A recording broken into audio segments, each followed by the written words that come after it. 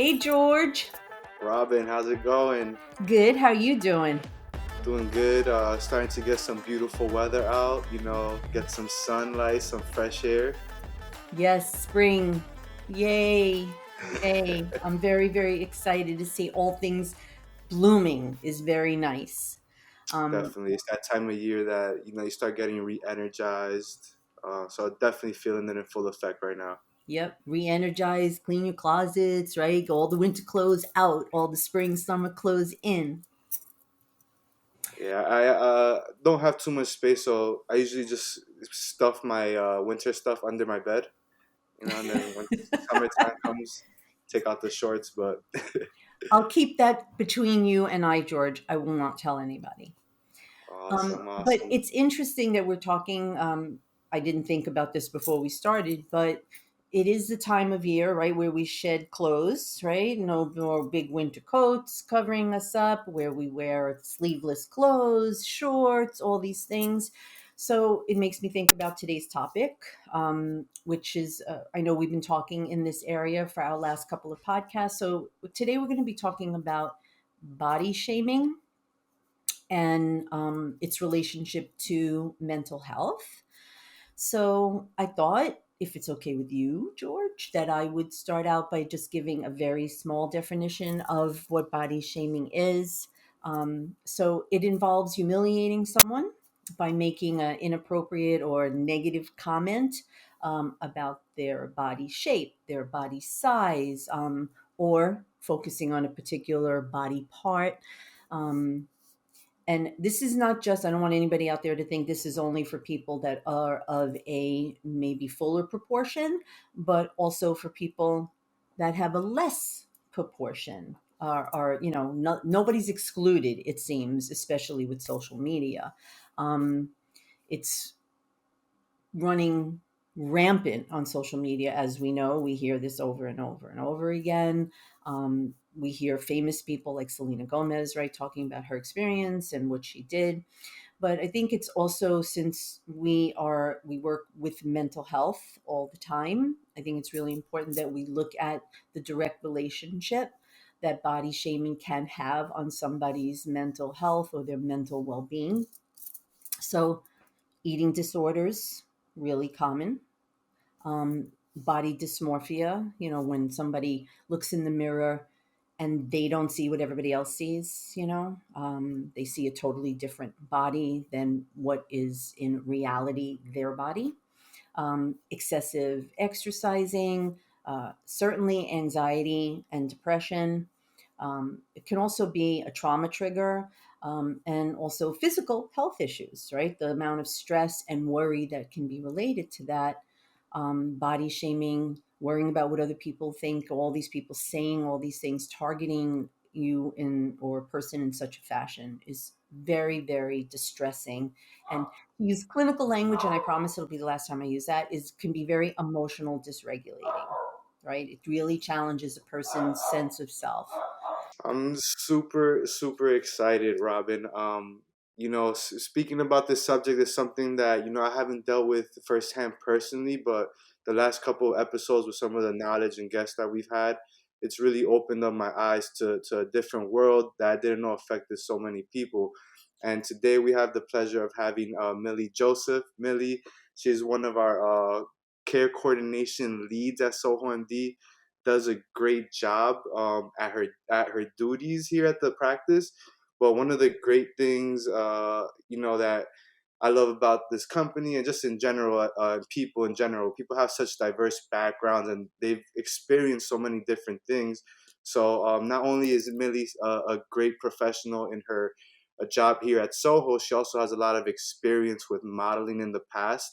So we felt like it would be a great time to have her on the show today. So welcome to the show today, Millie. Yes, thanks for having me. I do care coordination here, but in my experience, I've done a lot of modeling. I've had a modeling contract for a couple of years. And I actually got out of it because of all the body shaming and all the pressure from social media. And in that world, you are an object, you're a grade, you are just a person. And it is very degrading and it can take an emotional toll on you.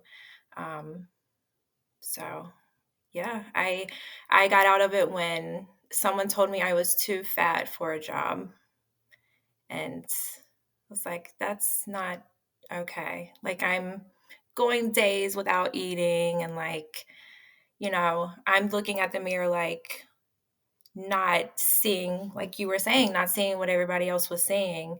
And I really had to come to realization of that. It's mind blowing, and I do have a little probably more experience than the average person, just because in my former life before I was a therapist, I was a makeup artist, so Mhm. I worked with models all the time on photo shoots and runway. um, it is mind boggling to me to even hear it now, even though I heard it a lot then, that somebody could actually look at you right in your face and say you're too fat. In general, these type of conversations are disgusting and have no place in the world that we live in. Judging people, putting people down because of their physical appearance. But is that something that you felt was done on a one-to-one private basis whenever these conversations were had, or is it something that it was in front of many people, just adding on to like the pressure that you were experiencing? Like you're getting fitted around other people, you're getting changed in front of other people, you're getting your makeup done around other people. Everything is around other people. Your auditions, you're with other people. So you're always around other people who you're hearing them being told something when you look at them and you look at them like, wow, they are drop dead gorgeous in my eyes. And like they're telling them some absurd remark about them. Like you're always around there. Like, so, and also with tattoos, tattoos are also really big about body image. And so I have one on my side, and they literally cussed me out for getting that tattoo in front of hundreds of people. So, like that, you're always in front of someone else being ripped apart. Many times, I feel like, just certain things I've read, things I've heard, the models that do get, those opportunities where they're able to exhibit themselves, the clothing, come out in ads, runways, etc. Many times, given the nature of the industry, they're probably they probably have unhealthy habits within themselves that are, causing them to be able to be the front of a brand, a company, etc. And now, there's people looking at these models online, not understanding that they're really in an unhealthy place. Hmm. How do you feel that that kind of ties in with how, non-models feel about their body image? Oh, yeah. I mean, social media is a huge problem when it comes to this type of stuff because we are naturally to compare ourselves with another human being. And so we look up to these people and we want to do everything in our power to be like them, and we're comparing ourselves to them. This is the core, right, of Hmm. what happens, because so few It is. people are actually models, right? Like, Yeah. how many, what's the percentage of the world population that can be a model that's on the cover of something? Everybody else If is I just tried, I could be. If I tried, yeah. I could be You one of those, could. but You could. it's not my path right now. George, I 100% agree. You could absolutely be on the cover of GQ. I have no doubt. The message is going out to people who are distinctly not models. Most people in the universe are not models. So this idea, right, of trying to attain something that is literally impossible probably for 99% of the world's population.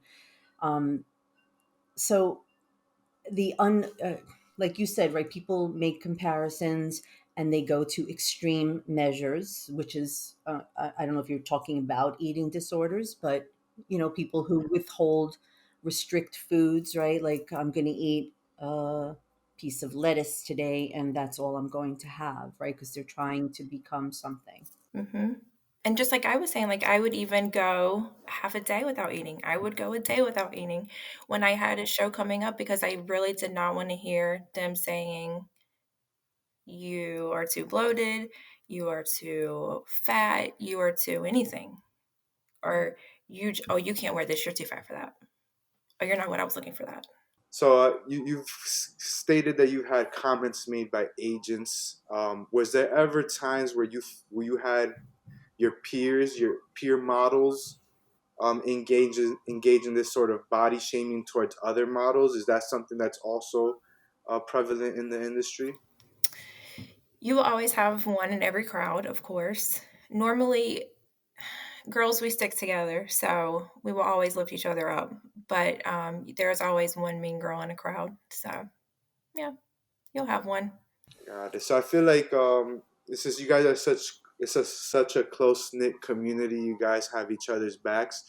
How about in the general public? Do you feel that's something that people also have each other's backs, or they're just willy nilly on the internet making comments, Oh, yeah. pointing fingers at people? Oh, yeah. Jealousy is a big thing on social media, and people tend to lash out on that, I believe, in hate comments or picking apart someone in comments.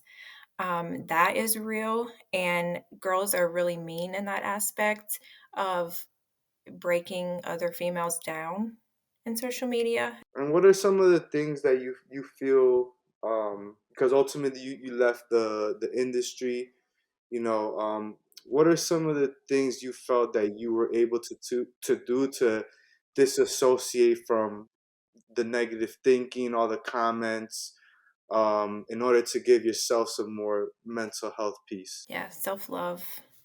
Self-love, that's big. You have to be strong-minded. I had to really get in myself and try to figure out how to be strong-minded and get past all the comments, know my self-worth. You have to love yourself and know your self-worth. That's the big thing. And that's hard to do for some people. It takes time, but you get there. You have to rely on the people around you. Robin, what do you think are some things that someone can do for self love? I'm sure there's millions of ways to go about it. From a clinical point of view, do you feel like there's any good starters that we can give some of the listeners? Yes, Robin. Robin's a perfect person for this question. So, uh, what I'm going to say is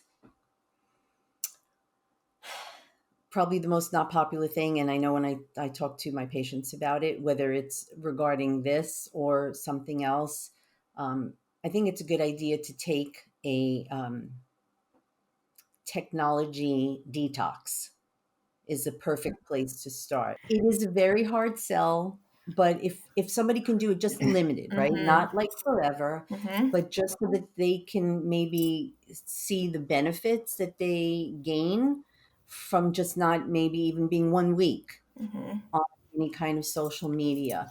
I mean, because you get celebrities, right? Like coming on like TikTok or Instagram, also raving about different ways to lose weight. I've tried this, I tried that. And I do understand there are other people on there. There are famous people that are trying to make a difference. I always think of Lizzo, right? She is out there all the time with her big girl. I think they're called the big girl dancers. I've seen them. It's amazing. But then I saw someone else challenge her. I feel like for an individual person that getting to a place of self-love, of course, I'm going to say therapy because that's what I Yes. do. Yes, that's But big, it is big. and it's It is very big. underestimated, therapy. And I think people are fearful of therapy in many ways, but I Mhm. think when it comes to understanding what self-love is, I, I, I think people expect that we should all know what that is. But if you don't grow up hearing that you're worthy of self-love, I think people who engage in this comparison, even when they have the intellectual knowledge of like, I know these are all photoshopped and carved up and tinted and everything, right? People don't look like this, right? So, but they take all their reason, all their knowledge and put it over here because they have another voice, right? A negative voice in their head telling them that there's something wrong with them. that they're not good enough, this enough, and they'll strive to make that happen. So if you can move away at least for a while from these all these negative voices, these faceless people who hide behind electronics and then just say anything they want. We have no idea who these people are. And yet so many people care. So I think it's a great way to start. And then honestly, and I years ago I never would have admitted to this, but now I do think positive mantras work. I think reciting things. I think there's little um, like practices you can do in the morning. When I used to work in an all women's program, I would have them take a little sticky notepad and on each page write like something positive about themselves and cover their bathroom mirror with it. And every day they'd have to take one off from the outside in. So the last thing they could see was their face. It makes big changes. It doesn't sound like it. And you know me, I'm into EFT tapping, and I think you can tap these things too. Exactly. Thank you, George. You know it. Tap, tap, tap. Yes, yes. Come I on. agree with Yes. all of this. Yes, I'm loving it.